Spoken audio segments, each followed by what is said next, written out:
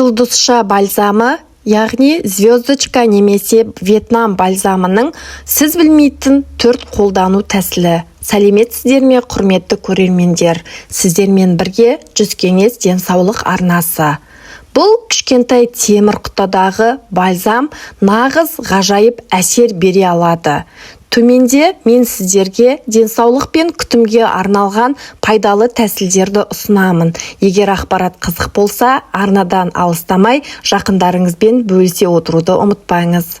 Вьетнам бальзамының сіз білмейтін алғашқы қолдану тәсілі ол әрине өкшеге қолдану. Өте жұмсақ өкшелерді қаласаңыз, қатайған теріні ұмытқыңыз келсе, осы Вьетнам бальзамын қолданып көріңіз. Ол үшін бальзамды өкшеге жұқалап, жағып, мақта шұлық киіп түнге қалдыру керек.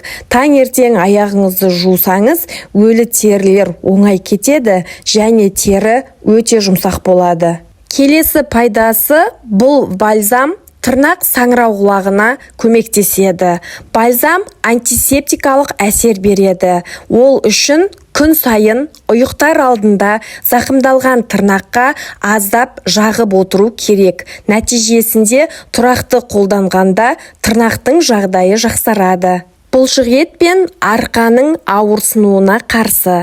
Құрамындағы эфир майлары жаққан кезде бұлшықеттеріңізді қыздырып босаңсытады. Ол үшін ауырған жерге аз мөлшерде жағып уқалау керек. Сол кезде кернеу азайып, ауырсыну едәуір жеңілдейді. Төртінші пайдасы созылу іздерін азайту. Теріні біркелкі етуге бальзам жақсы көмектеседі. Ол үшін күн сайын созылу іздері бар жерлерге, әсіресе артық салмақты тастағаннан кейін, бала босанғаннан кейін болатын созылған жерлерге осы бальзамды біркелкі етіп жағып қойыңыз. Қан айналымы жақсарып, тері тегістеле бастағанын байқайсыз. Бальзамды қолданар алдында аллергия жоқ екеніне көз жеткізу керек. Ашық жараға жағуға болмайды.